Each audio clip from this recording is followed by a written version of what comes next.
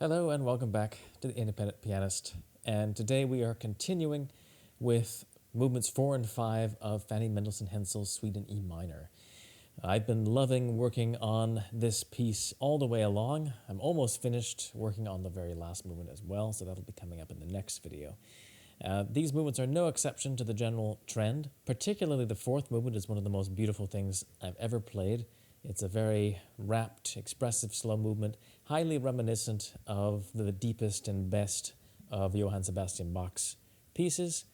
It isn't very long, but it has the kind of grandeur and depth that I associate with the minor key preludes and fugues from the Well-Tempered Clavier, as well as works like the St. Matthew Passion, St. John Passion, or the Mass in B minor. Since I could pick practically any phrase of this piece to wax poetic about for quite a bit of time, I decided to pick just one.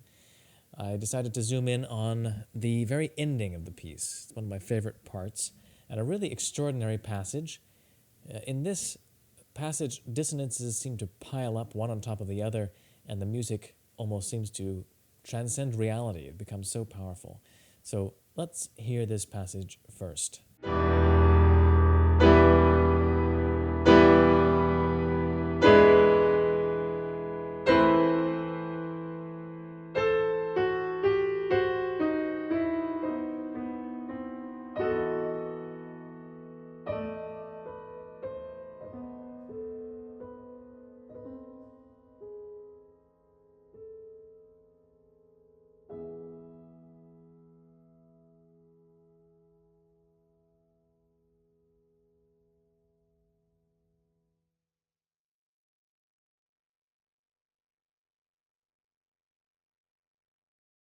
So I want to break down a little bit of what are the technical reasons for the extraordinary effect that this music has on us, at least on me.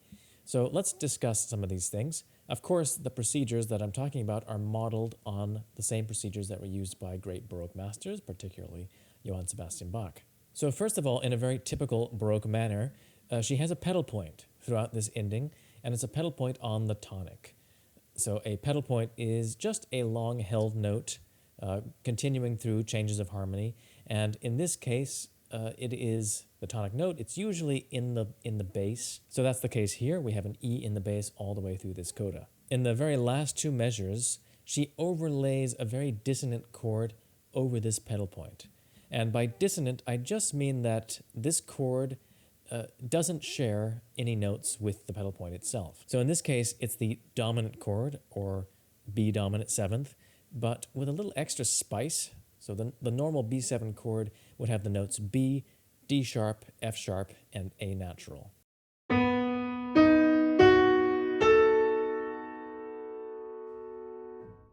But in this case, the minor ninth, C natural, is added on.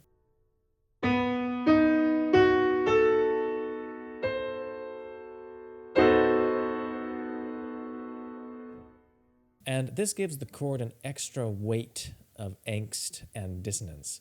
So listen again, let's hear them side by side, the plain B7 chord and the B7th chord with the minor ninth added. Besides being a very dissonant chord, this chord is also, as we said, dissonant with the pedal point E. E is not in this harmony at all.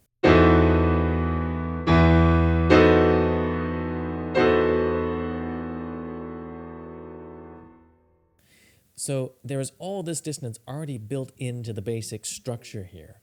But wait, she creates even more tension by voice leading. So to explain what I mean by that, let's take a look at this chord, this first chord here with the amazing minor second between B and C and this wonderful crunchy major ninth from the left hand A to the right hand B.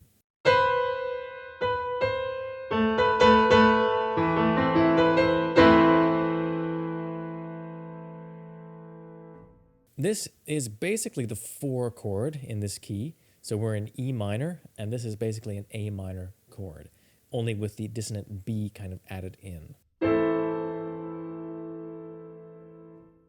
And this A minor chord was set up by the chord in the previous measure, a 5-7 of 4 chord, or an E dominant 7th chord. So the 5 of 4 chord is actually a dominant 7th chord on the tonic. We're in E minor, but now we have an E dominant 7th chord. So why is that juicy B in there in the A minor chord? It's not part of the chord, certainly. There's actually a rationale here. It's a very special kind of dissonance that was very commonly used by Baroque masters, such as Bach. It's called a suspension. And a suspension has a very specific kind of criteria, which makes it a suspension, and that is that the note has to start as a consonance, be held over, become a dissonance, and then resolve downward to a consonance. And that's what happens here. The note B starts as a consonance in the E7 chord, it becomes dissonant in the A minor chord in the next measure, and it resolves downward to a consonance, the A on the second beat.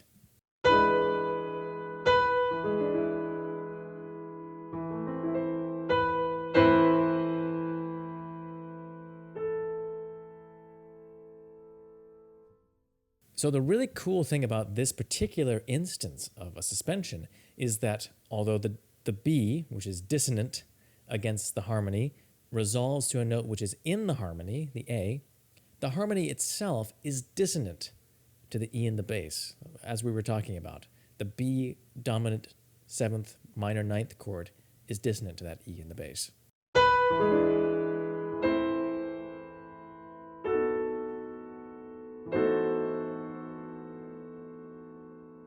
So you have a resolution to a dissonance, in a manner of speaking. And I think that's at the heart of what gives this passage its incredible power. That feeling that it's kind of almost disconnected from reality in some way. It's because the resolution, where you expect to feel stability, is still unstable in the larger context. And it's really the interweaving of tension and release on these kinds of overlapping scales that contributes so powerfully to the effect of much great Baroque music. And obviously Fanny Mendelssohn learned the lesson very well here. The same kind of idea is at work in measure 41, here where I have circled the D sharp, D natural. The D natural is a non-chord tone and resolves to the C at the end of the second beat. The D sharp is the chord tone, it's part of the B dominant 7th minor 9th chord, and holds throughout the measure until the resolution on the final measure. However, the D sharp and the D natural are both dissonances against the E, the pedal point being held in the bass.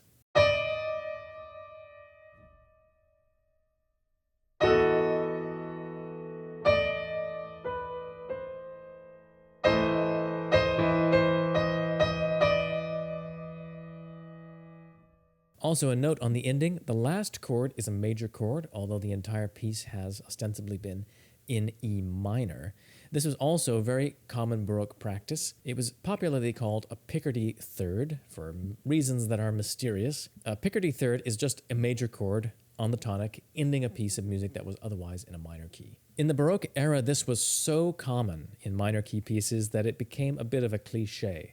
And some musicians and theorists thought of it as kind of a method of avoidance to diffuse the tragic nature of minor key pieces, kind of providing a happy ending, a happily ever after, in other words, for stories that otherwise were tragic. But I think that in the way Bach uses it, and also the way that Fanny Mendelssohn uses it here, it's kind of different.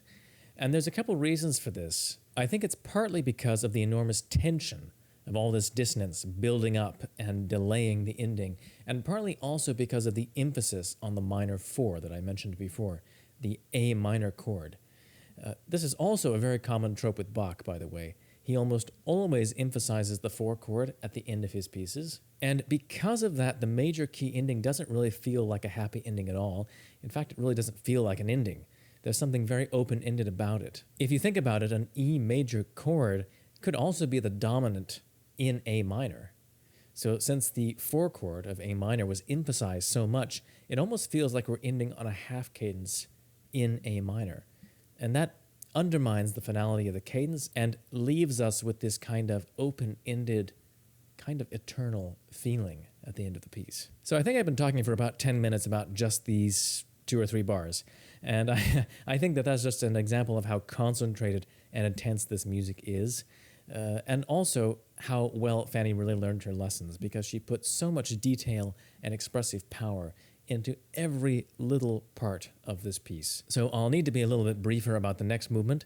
It's a very short movement, thankfully, and Fanny calls it a Preludio. It's as much a prelude to the final movement of the suite as it is a kind of afterword in ghostly fashion to the slow movement that we just talked about. Although Fanny calls it a prelude, you could just as easily call it an invention, like one of J.S. Bach's two-part inventions, for example. It's written in much the same style. A two-part invention, by the way, is basically kind of like a fugue light.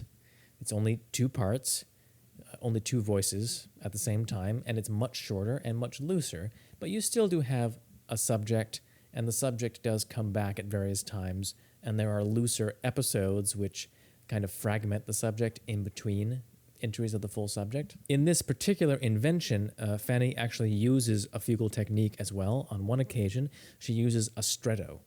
And a stretto is just when multiple theme entrances overlap each other in quick succession.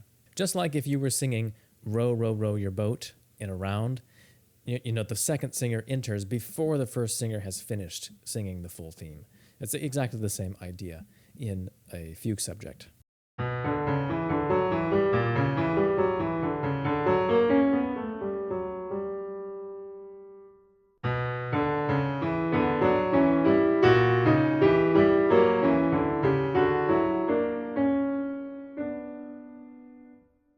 As in all the other movements, Fanny intentionally includes elements and sections that would never have made it into a Bach invention or a Bach piece in general, but which fit perfectly into a more romantic 19th century style. So in one place in this little invention, she breaks the two-part counterpoint and uses chords in the left hand and syncopations. So it's actually quite wonderful and sounds very characteristic of her style and the romantic, early romantic style in general.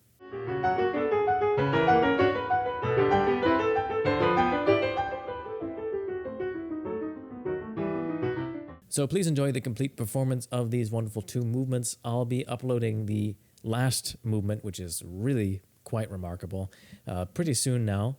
I'm learning it at the moment. So in the meantime, please do leave your comments and let me know how you like this piece so far, and if you notice similarities to other pieces that you like, or you have any other insights that you'd like to offer. I'd be very happy to read them. Also, please support the channel, which is easy to do. You can just hit the little thumbs up button and the subscribe button below this video. If you want to make a more meaningful contribution, you can also support the channel financially at www.patreon.com/independentpianist. On patreon.com, you can make recurring monthly pledges, so that's a kind of long-term way to support the channel. Also, if you'd like to make a one-time donation, I have other methods for that in the description box. Or if you'd like to book me for a performance or talk to me about maybe doing some lessons with me online, I do have my email in the description box as well. That is cole@independentpianist.com.